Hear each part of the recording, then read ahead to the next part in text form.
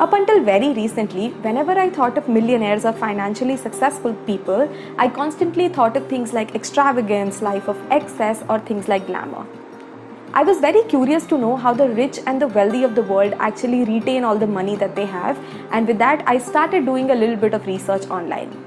To my surprise, I realized that millionaires do very average, everyday things to retain all the money and the wealth and make sure that their money grows every year. So even though their money habits are not very glamorous, it's actually really good news for people like us because we can take lessons from their life and things that they do and actually implement them in ours. So in today's video, I'm going to share with you 5 simple millionaire habits that a lot of rich people do to retain and grow their money and things that we can learn from them.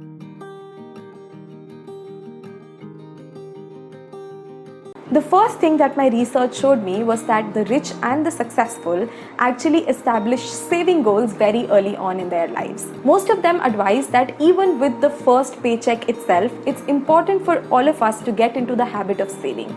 Even if you're saving about 5%, 10% of whatever percentage of our income at the moment, it's important for us to have a strong and very significant saving goal that we stick to constantly throughout the year. My research highlighted a very popular rule that a lot of millionaires and financially successful people across the world have implemented in their life, and the rule is called the 60-40 rule. The simple rule tells us that out of the entire income that we earn, only 60% of that has to be used for expenses.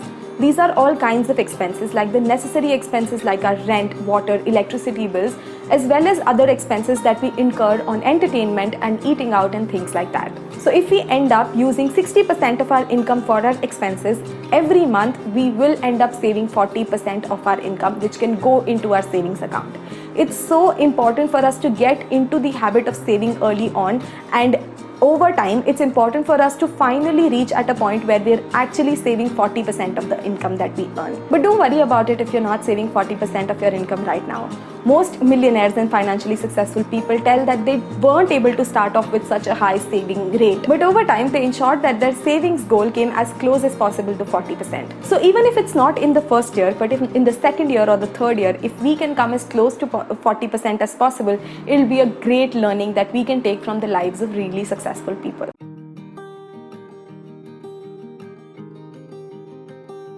The next big financial learning that I had from reading about these people was that they always avoid the lifestyle jump. So what exactly is a lifestyle jump? A lifestyle jump is a jump we take in our lifestyle every time our income increases. So you and I, as people who draw a regular salary from our employer, it always tends to happen that our salary increases by a certain percentage every year. It usually happens around the time when we have our appraisal cycle. Now let's say our salary increases by 10%. Does that mean our expenses also need to increase by 10%? Most people tend to do that, and it's one of the biggest mistakes that millionaires and financially successful people warn us about. Just because our income grew by 20% this year does not mean we need to move from a 2 BHK apartment to a 3 BHK apartment. Or it does not mean that we need to upgrade our small car to a big car. Most successful people advise that the additional income that we gain every year should become a part of our savings and should not get added to our expenses. It's one of the biggest mistakes that most people tend to make, and it's one thing that we all really need to avoid.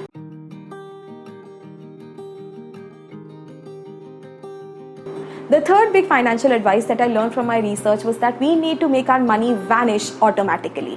Which means we as an individual need to figure out different investment opportunities. Now saving is one thing, but it's equally important for us to start investing our money so that our money can go out, do the hard work and earn the interest that we need. But if it is left up to us, it is very likely that we will end up using our money for a lot of different expenses, lot of different options that we have in front of us, like going out and eating or buying some clothes or wasting it on shopping.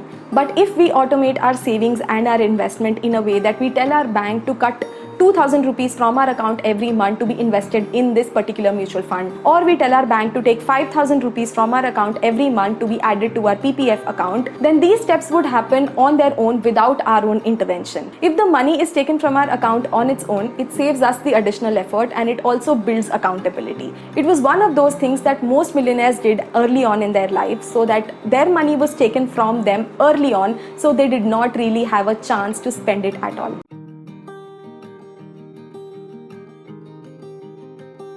The fourth financial habit that I came across was the fact that 65% of financially successful people actually live a frugal life. So what is a frugal life? Frugal life is a life that's not filled with excess. It's a life where you have only limited number of things that you actually genuinely need in your life. For example, you need not really have a cupboard full of clothes with you at all times. You can buy some very good pieces and you can reuse them on multiple occasions. At the same time, you don't need an extravagant number of other regular household items that we tend to splurge our money on. But what being frugal does not mean is that we don't need to constantly worry about spending our money. It's also important for us to spend our money wisely on things that will give us long-term value. For example, the laptop that you buy for yourself should always be of the best quality that you can afford. Similarly, anything else that you would need to ensure that your work is happening at a smooth pace should also be invested in. For me, that is a camera. Similarly, you should always invest in good quality electronics because they tend to last longer. You can invest in good quality skincare, and you can also invest in good quality clothes because they tend to last longer as well. Being frugal does not mean being chindi, as Indians call it. It just means being very wise with your money and actually investing your money in places that will give you long-term results than actually just spending your money on a meal that would probably give you moments worth of happiness but over time will mean really nothing in your life.